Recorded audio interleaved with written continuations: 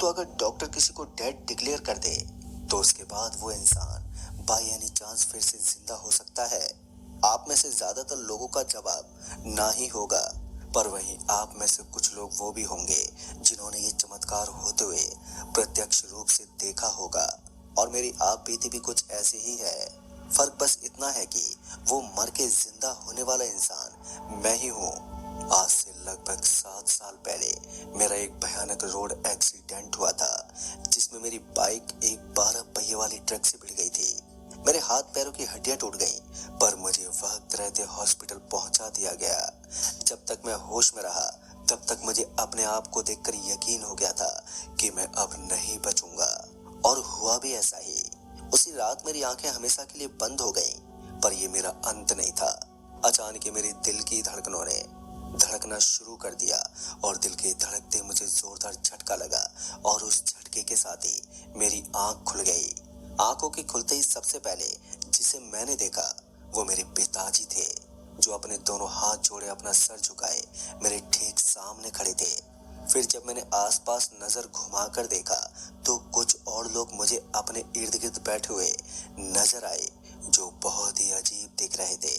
फिर जब मैंने एक नजर अपने पर डाली तो मैंने देखा कि मेरा पूरा बदन लाल कीचड़ से सना हुआ है। अभी मैं कुछ समझ पाता कि इतने में मेरे इर्द गिर्द बैठे उन अजीब से लोगों ने मेरी आंख पर एक काली पट्टी बांध दी और फिर मुझे किसी कपड़े में लपेटने लगे। फिर इसी बीच मुझे कुछ भी महसूस होना बंद हो गया। हालांकि मैं होश में ही था, पर अब मुझे बाहर का ना तो कुछ सुनाई दे रहा था और ना ही मेरे बदन पर लिपटा वो कपड़ा महसूस हो रहा था। इस दौरान मैं अपने पिताजी, जिन्हें मैंने अपने सामने खड़ा देखा था, उन्हें भी काफी आवाज लगाई, पर पिताजी ने कोई जवाब ही नहीं दिया। आखिरकार थक हार के मैं भी शांत हो गया। फिर एक लंबे वक्त के बाद अचानक मुझे शंख की ध्वनि सुनाई दी, और शंख की ध्वनि के फौरन बाद ही लोगों की आवाजें भी आने लगी। और फिर जब मेरे पर लिपटा कपड़ा और मेरी आंखों पर बंधी वो काली पट्टी हटाई गई तो मैंने खुद को अपनों के बीच में पाया। मतलब कि मैं अपने घर और अपने परिवार वालों के साथ था। मेरे घर वालों को सामने देखकर मुझे बहुत ही खुशी हुई, पर ना जाने क्यों मेरे घर वाले मेरे करीब ही नहीं आ रहे थे। फिर जब मैंने उनसे सवाल करते पूछा, क्या हुआ, तुम लोग मुझसे दूर क्यों भाग रहे हो, तो मेरे घर वालों ने मुझे इस सवाल का कोई जवाब नहीं दिया। बस इशारे से मुझे बाथरूम जाने को बोला।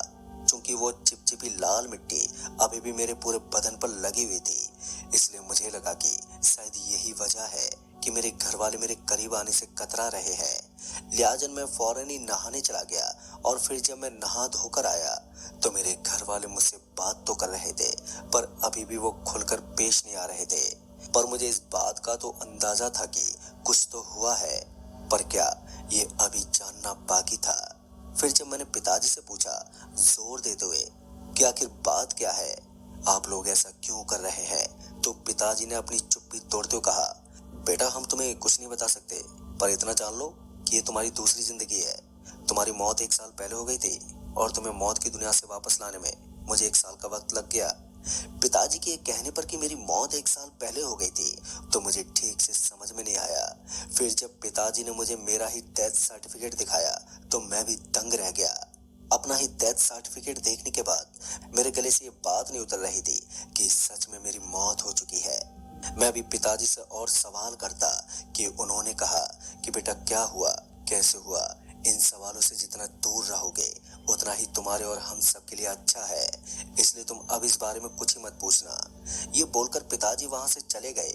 खैर उस वक्त मैंने भी पिताजी की बात मान ली और उनसे कोई भी सवाल नहीं किया, पर मेरे मन में सवालों का सैलाब उठा हुआ था, जिस वजह से मैं बहुत ही अजीब महसूस कर रहा था। दिन यूं ही गुजरते गए, पर मेरे घर वाले ना जाने क्यों अभी भी मुझसे दूरी ही बना कर रखते। रात होते ही वो सब अपने अपने कमरे में चले जाते और अंदर से दरवाजा बंद कर देते, और फिर अगली सुबह ही वो अपने कमरे से बाहर आते। वही मुझे भी बड़ा अजीब महसूस हो रहा था।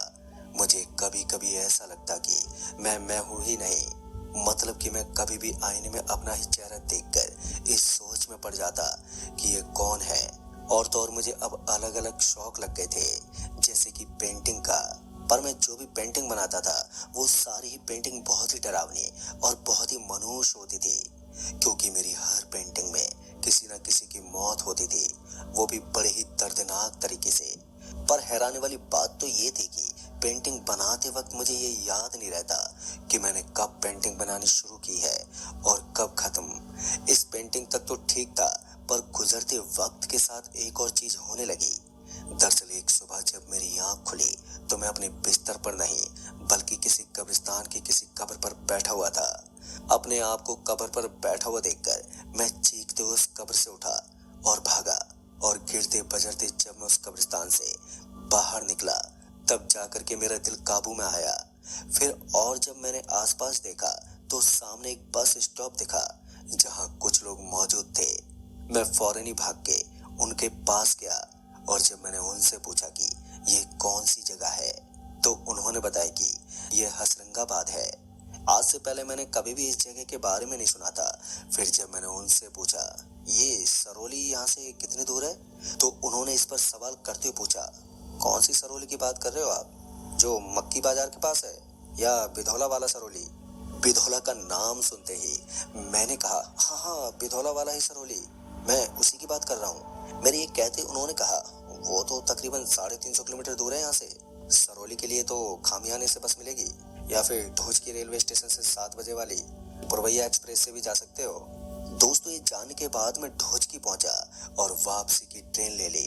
पर घर लौटते ही मेरा मन काफी अशांत था, क्योंकि ये कोई साधारण बात नहीं थी कि मैं अपने घर से 350 किलोमीटर दूर आ गया और मुझे ये भी याद नहीं है कि मैं कब और कैसे उस कब्रिस्तान में पहुंच गया।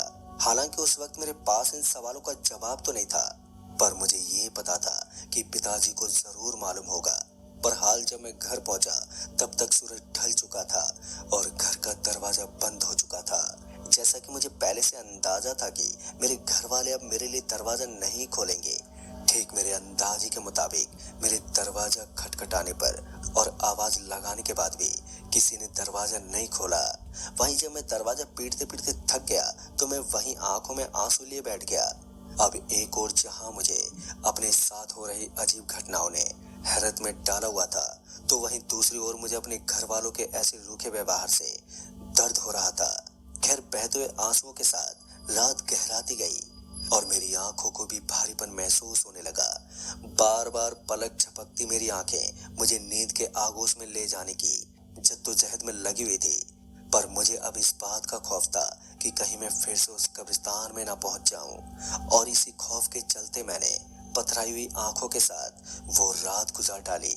और फिर जब सुबह पिताजी ने दरवाजा खोला तो वो मुझको देखते ही रो पड़े और रोते हुए बोले, बेटा मेरी वजह से तुम्हें ये सब झेलना पड़ रहा है। काश मैंने उस आदमी की बात नहीं मानी होती और तुझे जिंदा करने की बजाय एक जिम्मेदार पिता होने के नाते अंतिम संस्कार कर तुझे इस दुनिया से विदा कर देता तो तुझे इस दर्द से गुजरना नहीं पड़ता।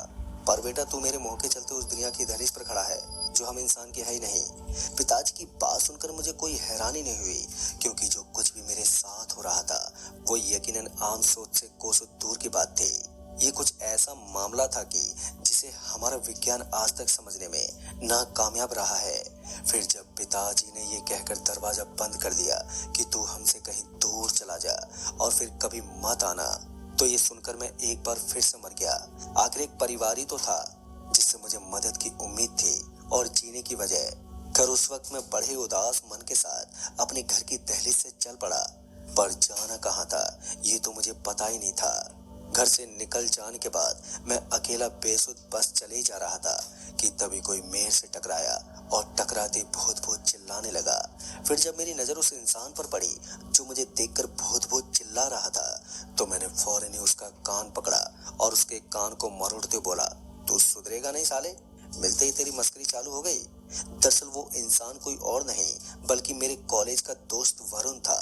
मेरे कहते ही वरुण शांत हो गया और बड़े ही गंभीरता से बोला, आज से करीब 1 साल पहले तू उस एक्सीडेंट में मर गया था और हम लोग तेरे अंतिम संस्कार में भी पहुंचे थे।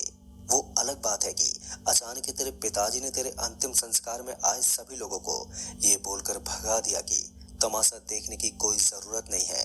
तेरे पिताजी के उस अजीब व्यवहार के चलते सभी लोग उसी वक्त चले गए थे।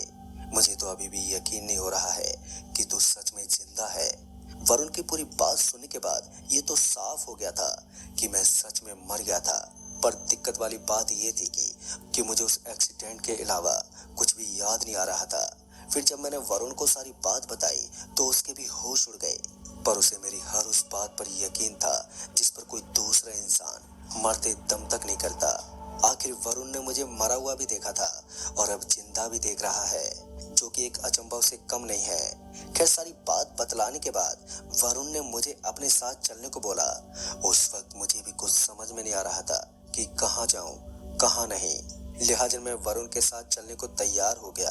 अभी मैं वरुण के साथ उसके घर ही जा रहा था कि तभी वरुण की नजर एक बुर्के वाली औरत पर पड़ी और उस औरत पर नजर पड़ते ही वरुण ने चीखते हुए जोर से बोला, यार याद आया, जब मैं तेरे अंतिम संस्कार में पहुंचा था तो मैंने तेरे पिताजी को एक बुर्के वाली के सामने अकेले में हाथ जोड़ते हुए गिड़गिड़ाते हुए देखा था, पर वो बुर्का काले रंग का नहीं बल्कि नीला था। वरुण के कहने के बाद मैं इस सोच में पड़ गया कि आखिर वो नीले बुर्के वाली कौन थी और पिताजी उससे क्या बात कर रहे थे। अब मेरे सामने एक ये नया सवाल खड़ा हो गया था। बढ़ते सवालों में उलझा हुआ मैं वरुण के साथ उसके घर पहुंचा और खाना पीना करने के बाद एक कोने में बैठ गया। वरुण भी किसी काम के चलते चला गया और वहीं पर बैठे बैठे मेरी आंखें फिर से भारी होने लगी।